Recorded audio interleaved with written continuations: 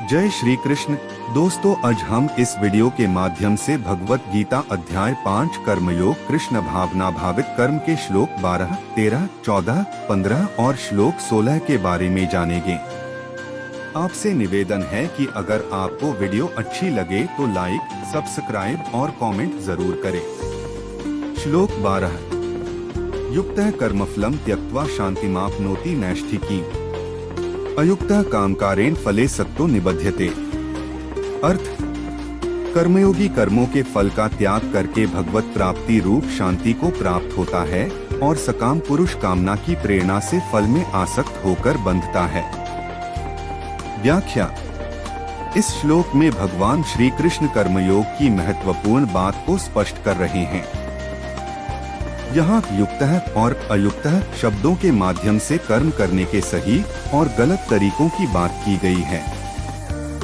युक्तः सही ढंग से कर्म करने वाला जो व्यक्ति अपने कर्मों को फल की इच्छा के बिना करता है, वह अपने कर्मों में पूर्णता और शांति का अनुभव करता है। ऐसे व्यक्ति का ध्यान फल पर नहीं होता, बल्कि वह कर्म को अपना धर्म मानकर करता है।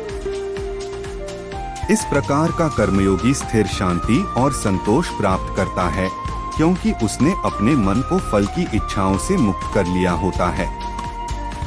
अयुक्तः गलत ढंग से कर्म करने वाला जो व्यक्ति केवल फल की इच्छा से प्रेरित होकर कर्म करता है, वह कर्म के बंधन में बंधा रहता है। उसकी मानसिकता कर्म के परिणाम की प्राप्ति की आकांक्षा से भरी रहती है, जो उसे मानसिक तनाव और बंधन में डालती है। इस प्रकार के कर्म की प्रक्रिया व्यक्ति को स्थिर शांति और संतोष से दूर कर देती है। इस श्लोक के माध्यम से भगवान श्री कृष्ण यह सिखा रहे हैं कि हमें अपने कर्मों को निष्काम भाव से करना चाहिए, अर्थात कर्म करते समय फल की चिंता को छोड़ देना चाहिए। ऐसा करने से ही हम मानसिक शांति और स्थिरता प्राप्त कर सकते हैं। श्लोक 13। ज्ञान योग का विषय: सर्वकर्माणि मनसा संन्यस्यास्ते सुखम वशी नवद्वारे पुरे देहि नैव कुर्वन् कार्यम्। अर्थ: अंतःकरण जिसके वश में है, ऐसा सांख्य योग का आचरण करने वाला पुरुष न करता हुआ और न करवाता हुआ ही नवद्वारों वाले शरीर रूप घर में सब कर्मों को मन से त्याग कर आनंद पूर्वक सच्चिदानंद घन परमात्मा के स्वरूप में स्थित रहता है। व्याख्या: इस श्लोक में भगवान श्री कृष्ण ने बताया है कि जो व्यक्ति अपने मन को समर्पित करके सभी कर्मों को त्याग देता है और अपने अंतःकरण में समर्पण और शांति की स्थिति को बनाए रखता है, वह सच्चे सुख का अनुभव करता है। यहाँ पर नवद्वारे पुरे देहि से तात्पर्य है कि जिस शरीर में 9 द्वार, 2 आँखें, 2 कान, 2 नथुने, 1 मुख और 1 यौनद्वार होते हैं, वह शरीर एक नगरी के समान है। इस नगरी में जो व्यक्ति कर्मों को कर्मफल की चिंता किए बिना संपूर्ण मन से समर्पित रहता है, वह वास्तव में कार्य नहीं करता है और न ही अन्य लोगों को कार्य करने के लिए प्रेरित करता है। इस प्रकार इस श्लोक का मूल संदेश यह है कि आत्मा और कर्म के बीच की वास्तविक पहचान को समझना चाहिए। जब व्यक्ति अपनी आत्मा की स्थिति को समझता है और कर्मों को निष्कलंक भाव से करता है, तो वह सच्चे सुख को प्राप्त करता है। श्लोक 14। न कर्तृत्व न कर्माणि लोकस्य सृजति प्रभुः न कर्मफल संयोगं स्वभावस्तु प्रवर्तते। अर्थ: परमेश्वर मनुष्यों के न तो कर्तापन की, न कर्मों की और न कर्मफल के संयोग की रचना करते हैं, किंतु स्वभाव ही बरत रहा है। व्याख्या: इस श्लोक में भगवान श्री कृष्ण यह स्पष्ट करते हैं कि ईश्वर का कर्मों के साथ कोई प्रत्यक्ष संबंध नहीं है। वे न तो कर्मों के कर्ता हैं और न ही कर्मों को उत्पन्न करते हैं। यहाँ पर प्रभु से तात्पर्य भगवान से है, जो एक आदर्श स्थिति में होते हैं, जिसमें वे कर्मों में सीधे तौर पर हस्तक्षेप नहीं करते। मुख्य बिंदु: कर्तृत्व की अनुपस्थिति। ईश्वर स्वयं कर्मों का कर्ता नहीं है।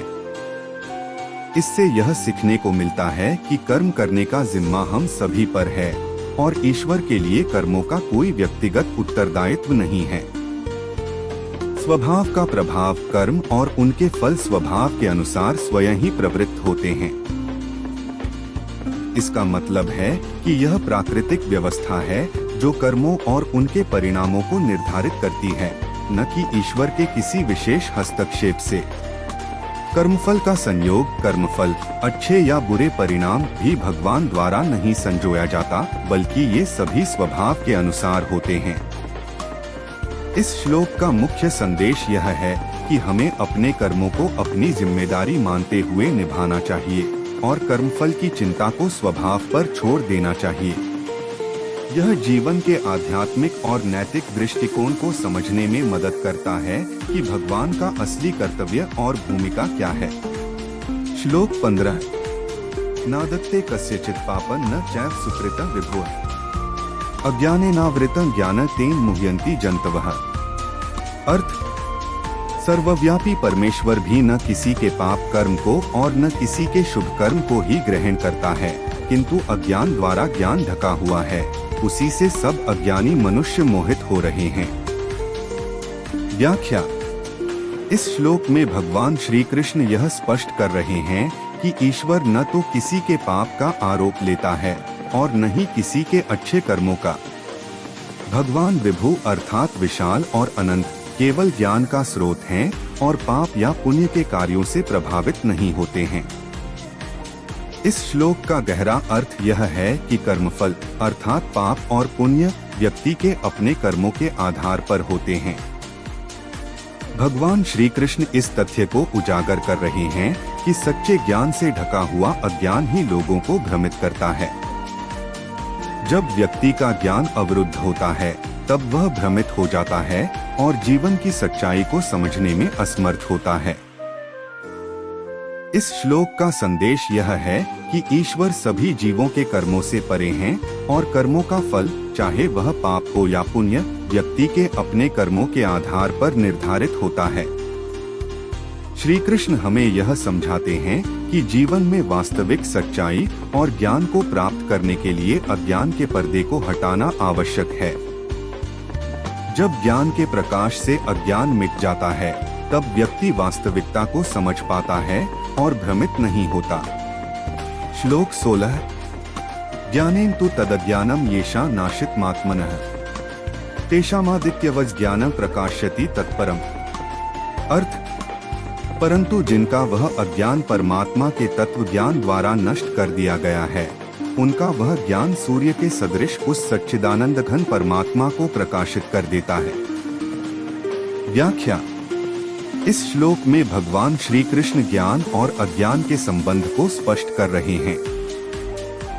यहाँ पर वे यह बता रहे हैं कि ज्ञानेन तु तदज्ञानम, जब किसी व्यक्ति के भीतर अज्ञान समाप्त हो जाता है तब वह ज्ञान प्राप्त होता है। यहाँ तदज्ञानम का तात्पर्य अज्ञानता से है, जो कि ज्ञान के आ जाने पर समाप्त हो जाती है।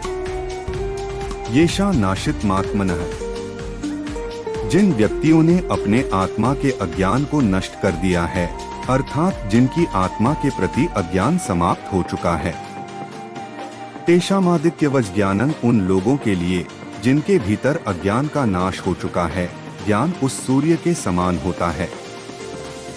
सूर्य की तरह ज्ञान भी सब कुछ प्रकाशित कर देता है और सच्चाई को उजागर करता है। प्रकाश्यति तत्परम, यह ज्ञान उन्हें पूर्ण रूप से प्रकाशित कर देता है और वास्तविकता को स्पष्ट रूप से देखने की क्षमता प्रदान करता है।